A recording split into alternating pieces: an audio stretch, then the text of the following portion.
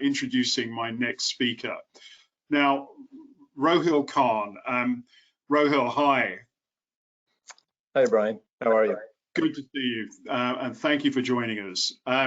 Rohail is the current president of Digital Services and Solutions at the Institute of Robotic Process Automation and Artificial Intelligence, where he's guiding global clients in their RPA strategies.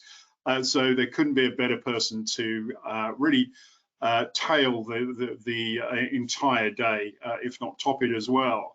Prior to that, he's held a number of C-level executive roles at Xerox, Hewitt Associates, and Bank of America. He's been a true thought leader in the process automation space for over 20 years and has served over 1,300 of the global Fortune 2000 across business services, digitalization, and transformation. So please really draw on the expertise and experience that Rohail is bringing to the event today. So with that, I'm going to fade out, leave you in Rohail's capable hands. Thanks, Rohail. Look forward to your presentation. Thanks, Brian. Appreciate that, and I look forward to kind of engage with everyone. Good morning, good afternoon, good evening, depending where you are in the world. So appreciate that, and good sessions thus far today. And hopefully, what I'll talk about today will be a way to kind of bring some of the key components that a lot of my colleagues talked about earlier today, and kind of tie those components a little bit together. Kind of three areas that I'm going to focus in on, as it says in the title here, is not only what the pandemic has done in terms of RPA, but what was happening in advance of that, and in particular, as it relates to COVID, what has that done to change the buying and the selling processes as well? And there's some very dramatic things that has caused, and until we establish whatever that new normal is going to be, those changes are going to be part of our world, whether you're a client and a consumer of technology and RPA and automation, or whether you're on the sell side as well. So without any further ado, let's kind of go to the next step. A little bit about the Institute of Robotic Process Automation and Artificial Intelligence. We're a conglomeration of north of 100,000 clients across the globe in North America, EMEA, Asia Pac, Middle East, and Latin America. And what we focus in on is a series of capabilities that not only help guide clients through their decision process, but also educate and help them understand where opportunities exist to continue to optimize kind of where they need to focus in on, and how to evaluate and assess capabilities as well. So there's a broad range of capabilities that allow us to meet clients where they are. We're technology agnostic. Our focus is, from a client perspective, how do we help drive the best execution, and then bring together not only solutions in terms of point solutions, but also platforms and ecosystems that are integrated into what the client is looking for overall. And so let's jump in. I thought it'd be important to start with the current market realities that we're dealing with globally. And these realities permeate industries, permeate verticals, and they permeate geographies, right? So the simple fact of the matter, clients are confused. There's a lot of buzzwords in the marketplace. There's a lot of providers. There seems to be new providers showing up every couple of weeks. So from a client perspective, the environment gets crowded, gets confusing, and I'm bombarded with a lot of information, and ones that my previous colleague that just ended talked about in terms of creating that confusion.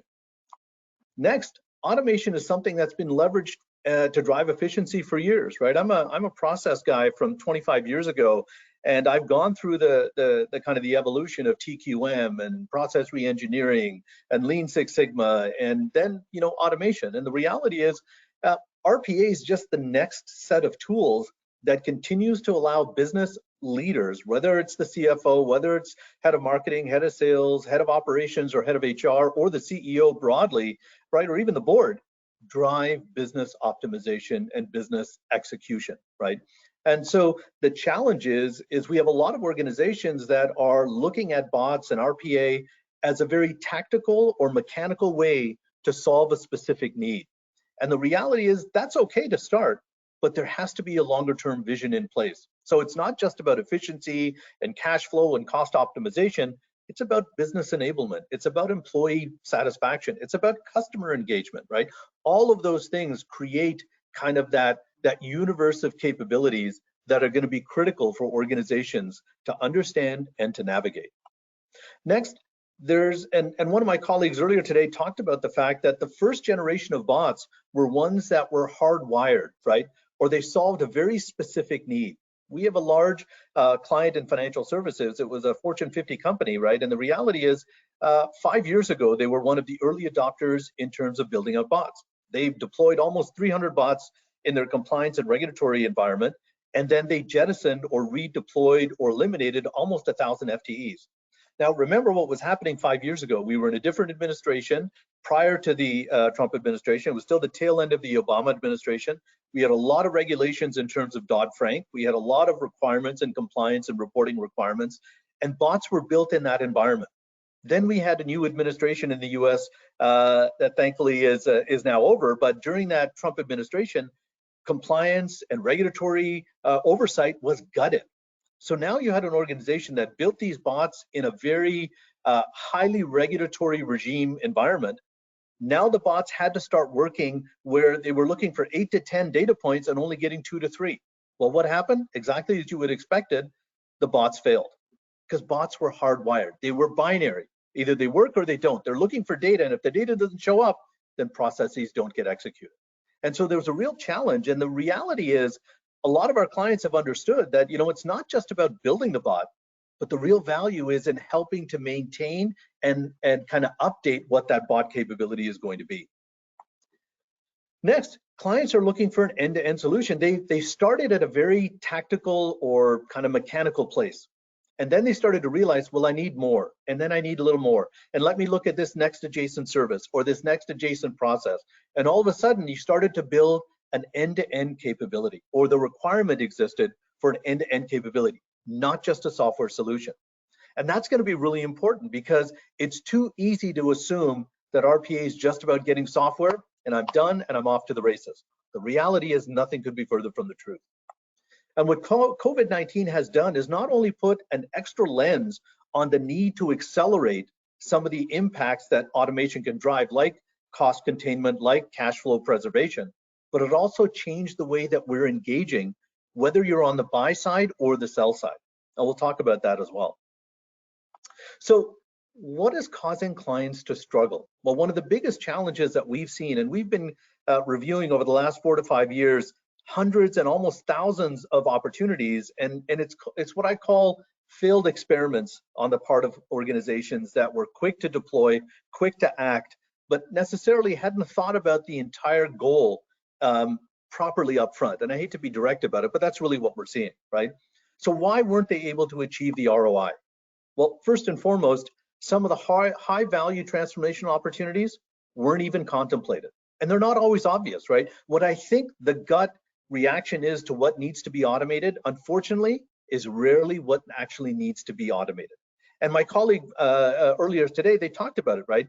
It's not just about automating and making the bad things happen faster. It's understanding, do I actually even need to automate? Can I eliminate? Can I eliminate redundancies? Can I make this process actually not even necessary? So in that case, I can reduce the universe of what actually needs to be automated. That's critical. Next, you got to start with process optimization and assessments. A lot of the conversations we've had earlier today in the presentations anchored in on this critical component. It's not a ready, shoot, aim environment. You have to understand the process environment in which you are going to deploy or potentially deploy automation opportunities. Next, you have to understand what is the ecosystem or the life cycle of the end-to-end processes. What happens upstream that affects the automation? What happens downstream when the automation has been executed and information or data is passed, right? Where is it passed? How is it passed? In which format is it passed? That ecosystem understanding is absolutely critical. You have to understand not to attack the symptoms, but in fact, the outcomes and the root causes, right? That requires a level of assessment and a level of insight. And I can tell you one of the biggest challenges that we see when we come in and are asked by clients to help assess or reassess why the initiatives have failed or have stagnated, it's because they never started in the right place. The process, the framework was missing, right? And so it was a ready, shoot, aim because our board told us we need to automate. Our CEO said, where's our automation plan? And I was scrambling to put something in place. Next, you've got to be able to understand and almost prioritize what is the vertical or horizontal process baseline and where do you see the highest impact opportunities. It's not as simple as picking a process and then, oh, we'll figure it out and we'll figure it out as we go, because you may set yourself down a path that's too hard to remediate or come back from. And there's an expensive cost structure and an expensive implication to the success of subsequent automation opportunities. If you fail miserably the first time, the organizational readiness and the organizational tolerance for another initiative becomes exponentially lower and lower to the point where it becomes a joke. And that's going to be a problem. Next, we've got to assign and understand what kind of benefits are measurable, right? It's not good enough to say, hey, we automated 300 processes. So what? What was the impact? What was the outcome? What was the engagement to the customer or the stakeholder? What was the value on the P&L, right? What did it do? Was there a real outcome that was measurable, quantifiable, and realistic in terms of what it was expected to be? And then as well, you got to focus on what are the outcomes. But when you're looking at outcomes, a lot of opportunity is also about minimizing risk. We have a lot of clients that are in Europe, and GDPR is a huge challenge. Now we're seeing the same kind of requirements in terms of data privacy in California, in New York, in Illinois, which is usually what happens, and then it spreads to the rest of the US. The challenge is it's not just about outcomes and efficiency, it's also about risk mitigation and risk protection, right? Those are key. So when you're looking at it in the context of an automation strategy, if you're tactical, you're going to see just a limited upside or a limited impact. But what you're going to miss is the transformational opportunity. You know, again, having been in this space for 23 plus years, the reality is there's always been this promise of continuous process improvement. Automation and RPA is the first opportunity to actually deliver on that promise, but it requires discipline, it requires focus, and it requires a framework approach to how to attack that problem. And so when you think about it, you know, we've probably done assessments north of almost 1,000 client engagements over the last 4 to 5 years. And what we've seen are challenges that have kind of allowed us to take a step back and create what we've got as a proprietary kind of a framework. And I thought I'd share that process-led framework. RPA isn't just about automation. It's about understanding the process environment in which you, your employees, your customers, and your stakeholders have to operate. So how do you start? First and foremost, you need to develop an automation strategy. It's not a ready, shoot, aim. It's not I buy software and I'm ready to go. You have to understand what are you trying to solve for and where are you today? And that's the next step. What's the operational ecosystem in which this automation is going to be deployed, managed, and continuously updated and evolved? Next, you have to deploy whatever the discovery process tools are going to be, whether it's going to be at the server level, at the desktop level, or a combination, which is what we recommend. And it's the Celonis's, it's the Signavios, it's the Abbeys, it's a ton of tools that have a varying degree of capability that allow a user, a client, to understand, if I'm going to talk about order to cash or procure to pay, with like one of our clients did in the technology sector, they had an understanding that they said, oh, well, you know, we use our web applications, our Salesforce and our SAP platforms, 80 to 85% of our time is sitting in that environment. And when I sat across the table from the CFO, I said, are you sure about that? They said, absolutely. I said, fantastic. Well, let's deploy our discovery bots for 2 weeks at 10 days before month end and 7 days prior or post month end and see exactly what happens. And shockingly, here was the result. 8% of their time coming up to month end close and post month end was spent in web applications like Salesforce and SAP. 82% of the time of their sales and account management folks was spent in Outlook and Excel. Let me say that again. 82% of their time in month end was spent in Outlook and Excel because they were doing contracts in Outlook and pricing models in Excel. So when I shared that with the CFO, she nearly fell off her chair. So had they pursued a strategy to automate SAP and Salesforce linkages, at max, they would have generated 8% value. And even then, the wrong processes. So it would have been a complete and utter waste of time. Our data capturing in terms of what processes were actually in flight indicated that overwhelming amount of time were set in two systems, Outlook and Excel. And that's where we needed to look first. So the discovery bots tell you where the problems are. Then you have to assess the processes that you've now captured. And assessing means, what are the KPIs? What's the consistency? What kind of throughput volumes do you have? What kind of variations exist in that process ecosystem? And as a couple of my colleagues talked about earlier today, there are a tremendous amount of variations. Organizations think they know and they do things consistently. And as someone who's led 3 multi-billion-dollar organizations in financial service, business services, and technology, I will tell you, they don't. Serving over 1,300 Fortune 2000 clients, they don't. Whether it's HR, whether it's finance, whether it's supply chain, whether it's sales and marketing.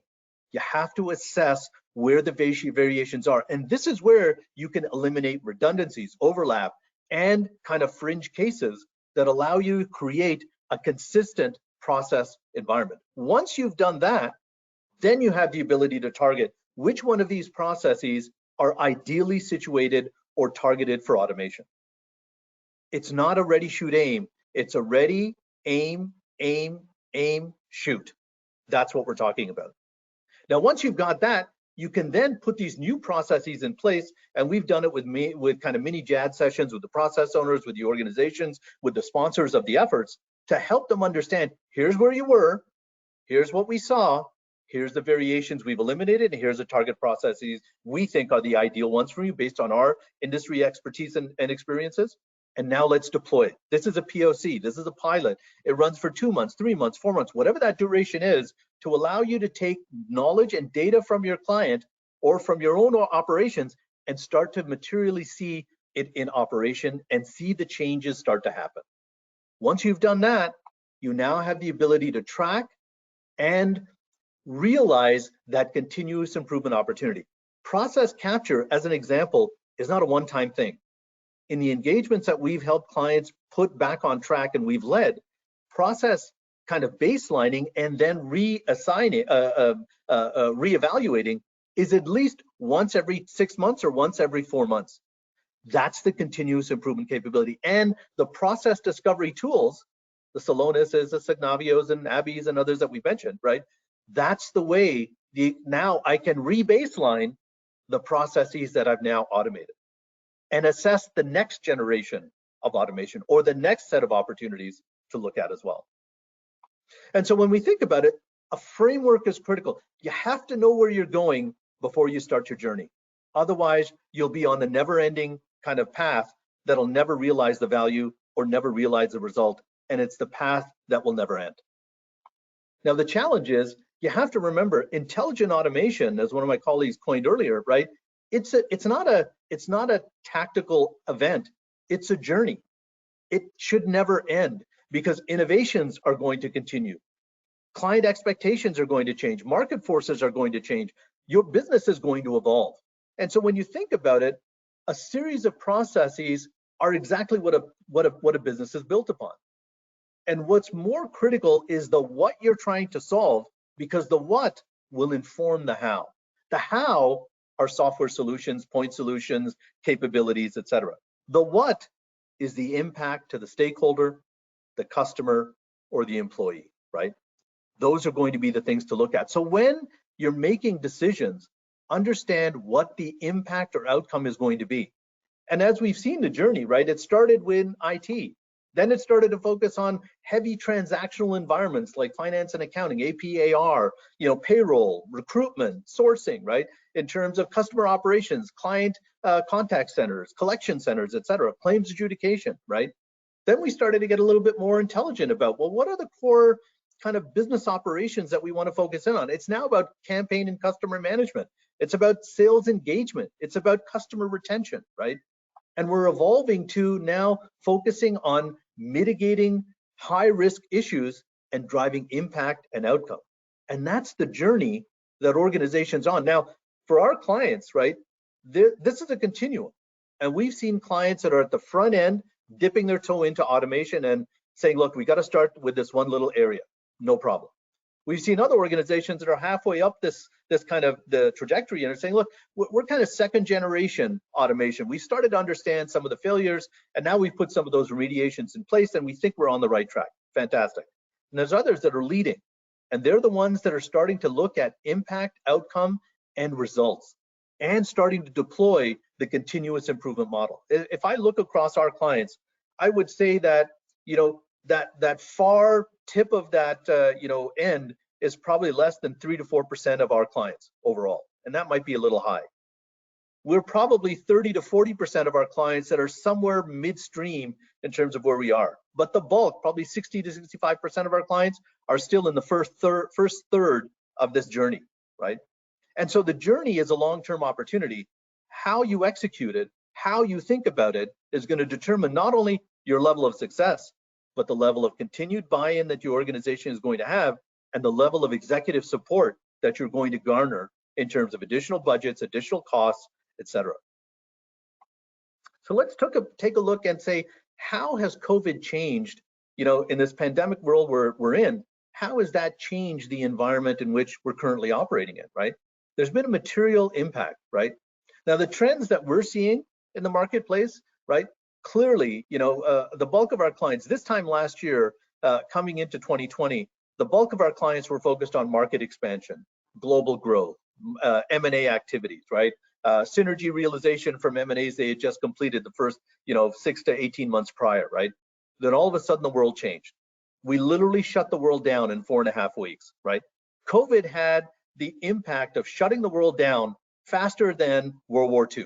Think about that when you contemplate how much of dramatic change and the speed with which everything changed across the globe.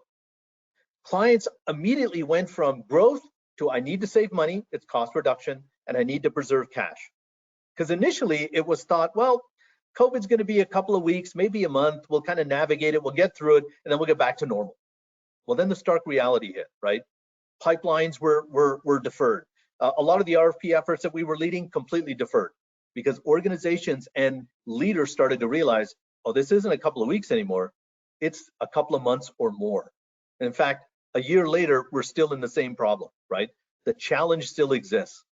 Now we're seeing renewal rates for a lot of RFPs were actually ticking up last year, because organizations decided, well, I can't re-up, I can't go for a full-blown RFP because I can't do site visits, I can't deploy, and I can't afford a large implementation when we're reducing costs and everybody's virtual and remote. So let's re-up, let's do another year. Let's kind of auto-renew for another year or 2 years, and I'll just get over that hump and get me to 2022. So in our portfolio, we saw clients that were renewing with incumbents at a higher level than we had seen in prior 2018, 2019. But what we saw was a drop-off of brand new client acquisitions, a little bit relative to the energy that we had seen coming into the year. Next, we saw this material shift to virtual interaction, right? And you know, I've coached many sales organizations at some of the largest organizations in the Fortune 2000, and it's a stark change from where they were operating before. Before, I could show up at my client site. You know, I kind of in my own teams at Hewitt and at Xerox, we used to call it that your on-site teams had Velcro suits. They'd walk down the hall and revenue would stick to them, right? Because they were there, they could see, they were called on, right? Proximity drove opportunity. Well, now that proximity is virtual. It doesn't exist.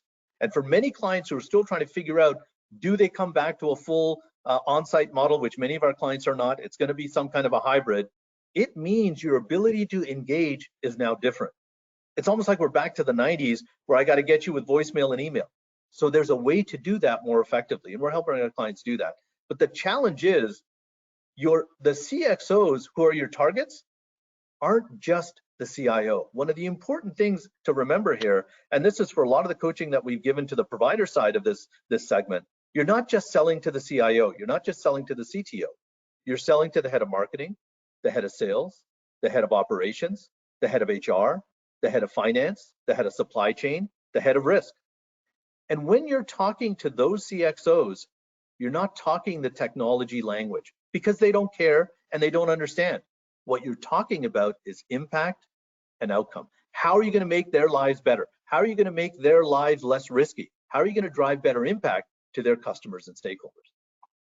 And so when you think about that, you've got to also take a step back and say, what are the other external factors that are impacting my client organizations today? Is it global trade wars? Is it global supply chain issues that have happened, right? Is it taxes and tariffs?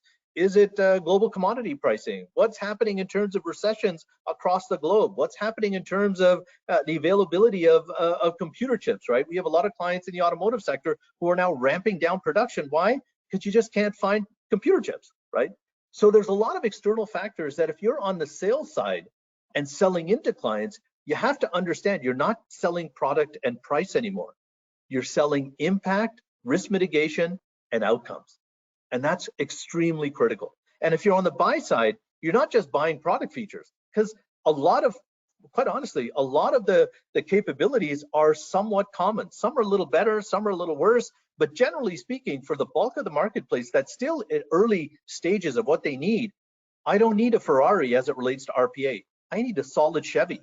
Give me a solid Volkswagen, right? And it'll do a lot of what I needed to do to get me started. That's not about feature functionality. It's about fit. It's about impact. It's about outcomes. And that's critical. So next, what is CXOs? And I'm not talking the technology buyer here. I'm talking about the real business owner, the real person who owns the budget. Remember, 99 times out of 100, IT doesn't build a budget from scratch. The CIO, at the end of the year when they're doing budgeting, he says, great, tell me what you guys need. The head of marketing, head of sales, head of ops, head of HR, head of finance, they're the ones that build the budget. And then a portion of that budget is promulgated to the CIO. That's the way in most organizations around the world it works. So the reality is you have to understand the constituency, which is the technology buyer. They're a heavy influencer and can derail the process.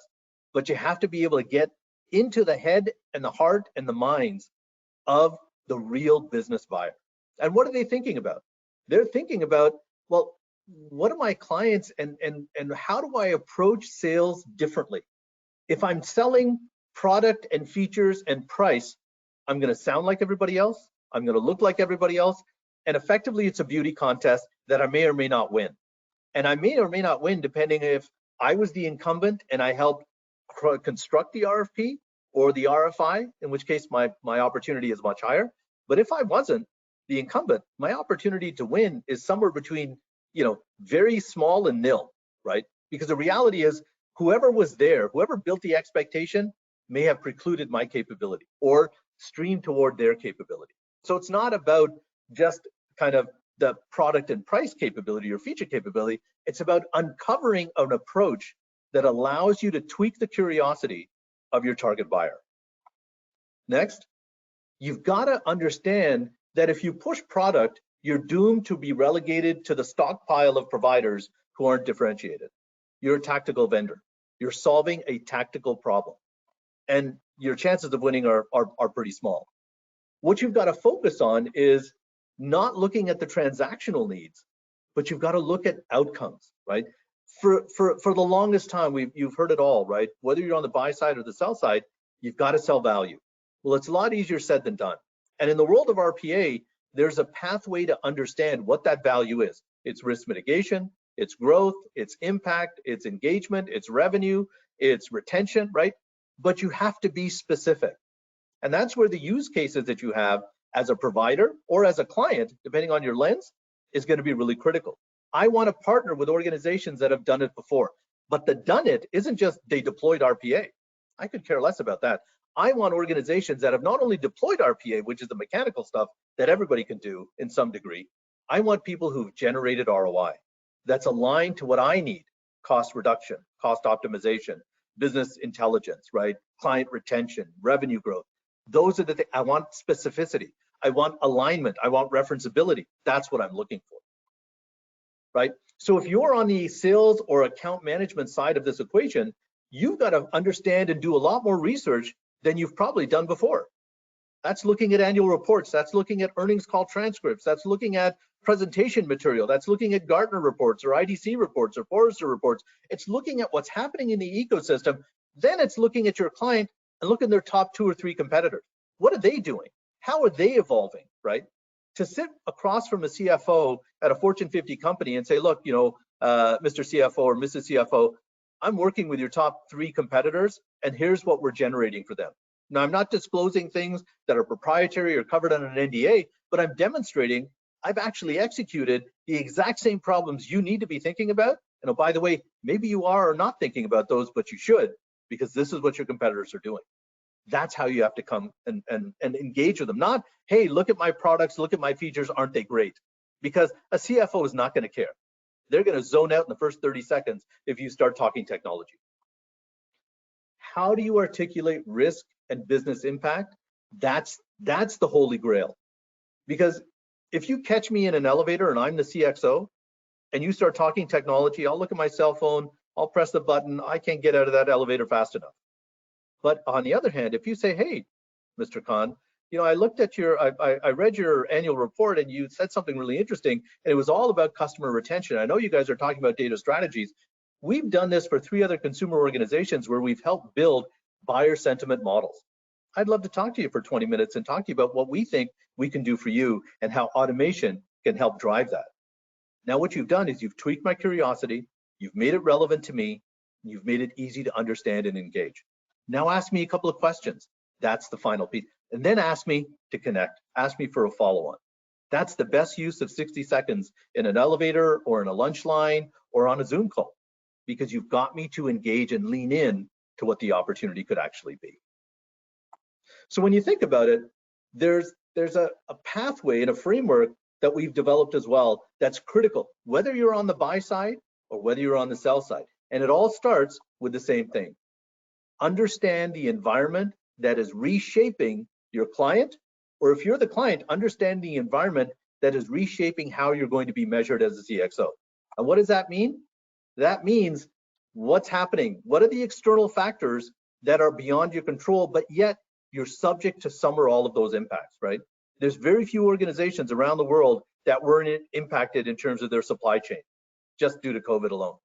And they thought they had all of the protections in place, and then realized, oh my God, we're not ready at all. Business resumption plans where everybody thought, oh, the tornado hits my data center, I'm out for 4 days, I'll be fine. All of a sudden realized, I need 100% remote virtual environments. Oh my God, I wasn't ready for that. Those are the challenges you as a buyer or a seller need to understand, because this frames the opportunity set to start. Once you've done that, now look at what are the internal initiatives that are critical? What were my priorities, right? Those priorities, cost management, M&A, synergy realization, digital transformation, right? And others that I've listed here. The problem though was those initiatives, and we saw this time last year, you know, I don't think any of our clients had COVID or pandemic response, 100% virtual interaction and employee positioning as their top 2 priorities. They probably weren't even in the top 100. So the reality is, once you've understood the priorities and how they're being reshaped, you now have the ability to understand what's your strategy, what's the goal that you laid out, what's your 2 to 3 to 4 year plan or 5-year plan if it's a little longer. Understand that vision and strategy. And if you're the buyer or the seller, you need to be aware of that, right? I want to be the market share leader. I want to drive cash flow. I want to extend and expand to 20 different countries. I want to drive customer sat from 80% to industry leading 95%, right? Whatever that looks like. These 3 components are critical because they form the buying vision or the selling vision, right? This is what's so critical. Once you've done that, you understand how does this solution start to get traction, right? Is it about impact? Is it about risk mitigation? Is it about an outcome set of results, right? And once you've kind of framed this storyline, and it's really a story, you're leading your client to a solution. Or if you're the client, you're outlining the framework of what you think a solution needs to encompass. And then the last piece is around, give me the use cases. Tell me where you've done it before, or if I'm a provider, let me demonstrate to you where and how I've done it before, right? And this becomes absolutely critical because this is the anchor. This is the way to prove that I'm not making it up, that I've got best practices, that I've got a playbook that helps me understand how I can execute with you and how I can demonstrate that when you tie your wagon to me, if I'm a supplier or a provider, that you're going to be successful. And so kind of bringing it all together, what's changed over the last 2 to 3 years? Pre-COVID, post-COVID, and ultimately when we get to whatever that new sense of normal is going to be, right? There's a lot of things that are converging. Data science, RPA, machine learning, speed, right? Business enablement, right? It's all of these things coming together. Well, what were the ways we engaged before? It was about complexity. It was about feature functionality, right? It was about, well, I got a little bit of usability here, but let me just get the solution in place and people will navigate and figure it out, right? It's reactive in nature. Well, we've shifted pretty dramatically, right? Now it's not about reaction, it's about proactive intervention, right? It's not about call disposition in a call center anymore. It's about eliminate the need for the call altogether, right? Give me intelligence that drives that, right? It's business impact through engagement. It's right time, right person, right event, right experience, right? Right. Another way to say that is anytime, anywhere, any device, any transaction, right? I, as the stakeholder, consumer, client, customer, it's my decision to engage how and when I choose to, and on what set of transactions or platforms. You as a provider have to make all of those together available, right? And that's the focus of now this whole focus of omni-channel integration that we're starting to see, right? Contextualization makes a difference, right? Don't just give me 900 choices. Make it intelligent, specific, and relevant to me, right? And so with that, let me kind of bring Brian back on and see if there's any questions. A lot of information that we covered here today, but happy to answer any questions that we may have. Rohail, what a fantastic bringing everything together presentation. Really could have touched on all the points that were covered during the day and provided context in where we were, what the journey of COVID-19 has forced in terms of evolution and adaptation, and where we're likely to go. So couldn't ask, as a collator of events and content and putting all that together, for a better rounding up session. So thank you very much for that. So folks, if you have any questions which you want to add in during the next 10 minutes or so, let me know. Now's the time to get them in. So Rohail, if I may, just sort of building up from where we started, one of the things that we've sort of looked at and that you touched on briefly during your presentation, what are some of the sort of major kind of areas that, or indeed pitfalls, that cause clients to stumble when they're trying to kind of deploy RPA solutions? Can we tease that out a little bit more, please? Yeah, no, that's a great question. And in fact, some of my colleagues earlier today kind of highlighted a couple of those in particular, right? That, I would say there's probably 4 pitfalls that we see predominantly. And there's probably more than that, but these 4 are ones that we see consistently across a lot of the, what I call failed experiment assessments that we look at when clients call us in. I'd say first and foremost, it's being very eager to secure an RPA software solution without really understanding what you're actually trying to even solve for, right? I think back to a client of mine where they said, look, we got a client coming in, they said we need to spend this 8.2 million on this software. Another provider came in and said it was 6.2 million on this software. What do you think we need to do? And I said, well, before I tell you software and cost, do you even know what you're solving for? And as we started to kind of peel that onion, the CFO realized, she goes, well, why didn't other people ask these kind of questions? I said, well, you're gonna have to ask them, because the reality is, do you even know for sure you need full-blown automation yet? You're not even ready to do that, right? That was clear, right? So that's first and foremost. It's not a shoot, ready, aim kind of environment. That's a recipe for failure almost 100% of the time, unless you're really lucky, right? And it's better to be smart than lucky. Number 2 is not grounding their efforts on any kind of mature process baselining or even understanding, right? Again, you can't solve what you don't understand, and you can't deliver what you don't measure, right? Those are truisms that go back 30+ years, right? Yep. And again, if I'm going to apply automation, I need to be sure that the areas that I'm going to impact, in fact, aren't redundant, aren't extraneous to the actual process value that's involved, right? That's number two. Number three, looking to apply automation without contemplating their customer's perspective, whether that's an internal customer or an external customer. A great example of that, I met with one of the largest regional banks in the US, and they had applied automation about 3.5 years ago, and we were called in to do the assessment. And they said, the CEO said, this thing just isn't working. I said, well, tell me about what you guys did. Well, we applied automation to mortgage loan payoffs. And so again, having run the internal service company at Bank of America, I'm very familiar with that environment and that ecosystem. And I was really intrigued. I said, well, why did you guys pick mortgage loan payoffs? I said, because if it were me, I would never automate an event where my customer had a financial windfall and they don't talk to anybody. In fact, I'd want them to talk to 20 people because I'd want to redeploy the financial windfall they just had from paying off their mortgage. And the COO kind of leaned back in his chair and he said, oh my God, right? I said, well, who picked that process? He goes, well, our internal team. And I said, well, no kidding.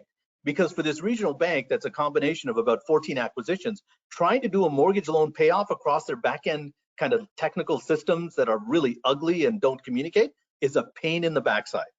So their employees made it easier for themselves, but didn't think at all about the client or the P&L.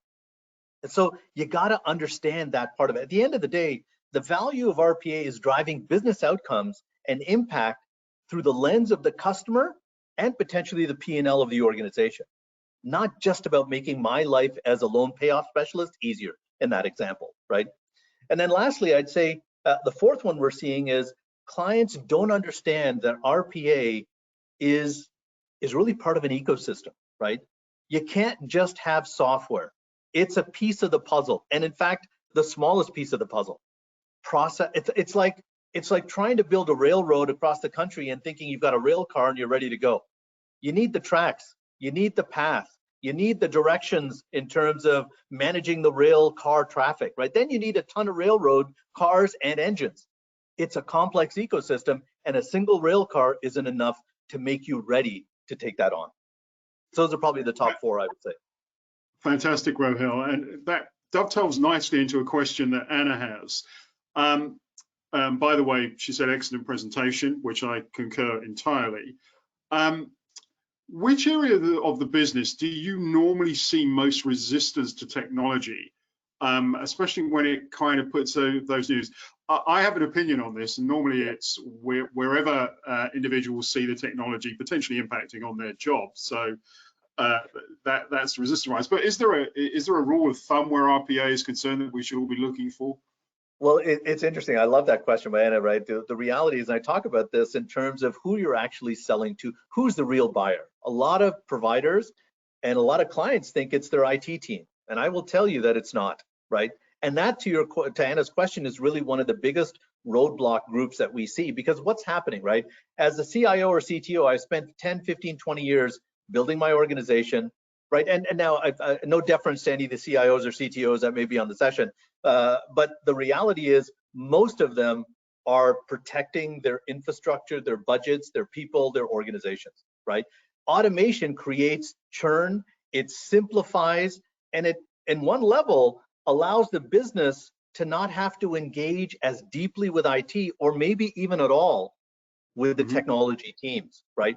And now, there's always a role for IT, don't get me wrong, right? And I'm a technologist from 25 years ago as well. So the reality is they have to be involved, but the opportunity is one where they cannot be afraid of what's happening. And that's why understanding systems, understanding process, understanding measurements becomes so critical, because a lot of that knowledge is going to be facilitated or housed in the IT as well as the business functions collaborating together.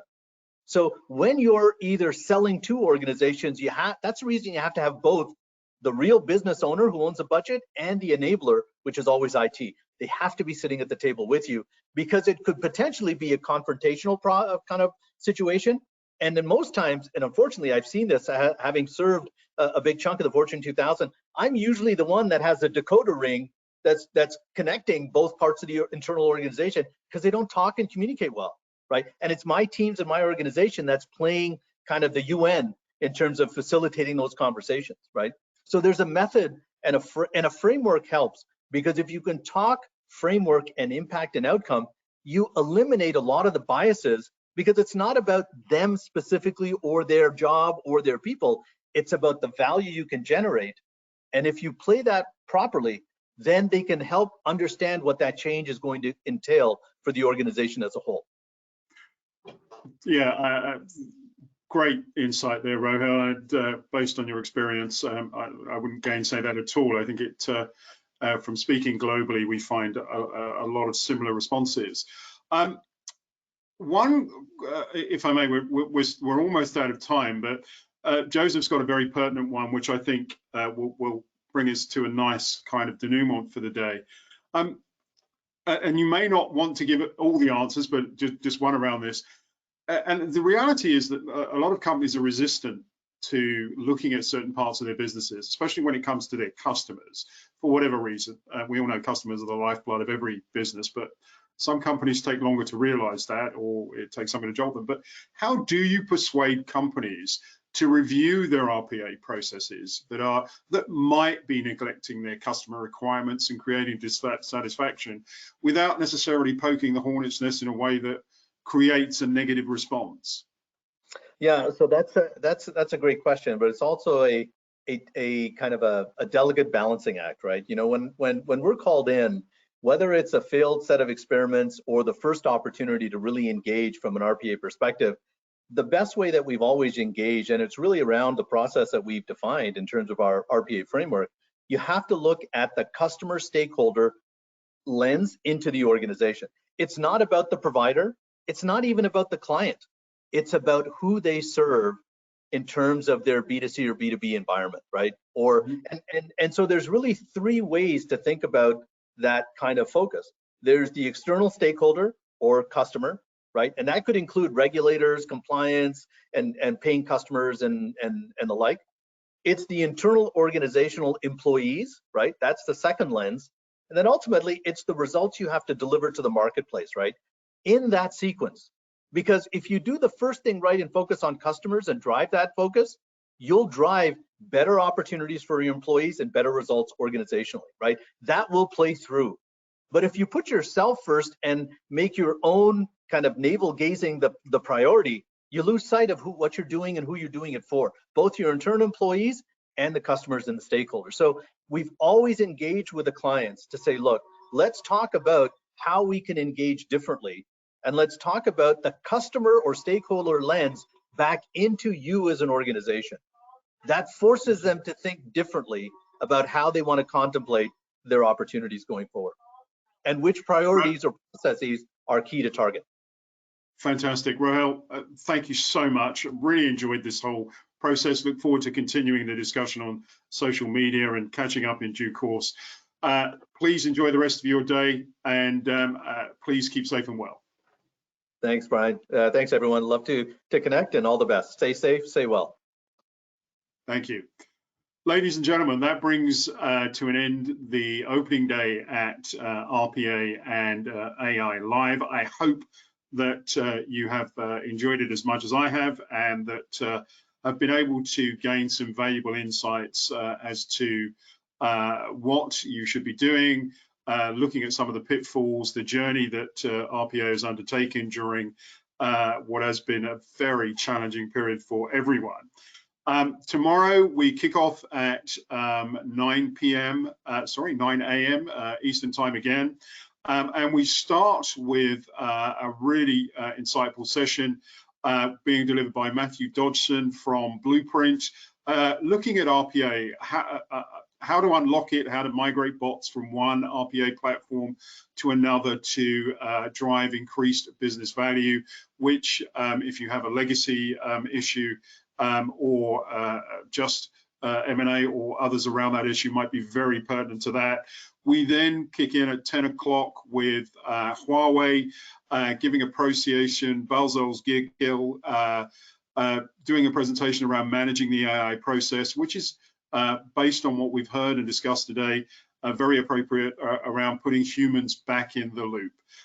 We then go on to Donald Cook a fantastic leader and legend in this space, looking at rapidly transforming your enterprise through RPA and intelligent automation for a virtual post CV economy. And then finally, we finish with automation at Bosch, scaling to AI, a practitioner's view from Patrick Sprita, who's the Global Operations Coordinator for Quality and Business Solutions. So a fantastic day ahead of us. Thank you so much for all your input and for staying with us today. Very much appreciated. Please catch up on social media, continue the discussions. Look forward to seeing you all tomorrow. Take care, keep safe, be well.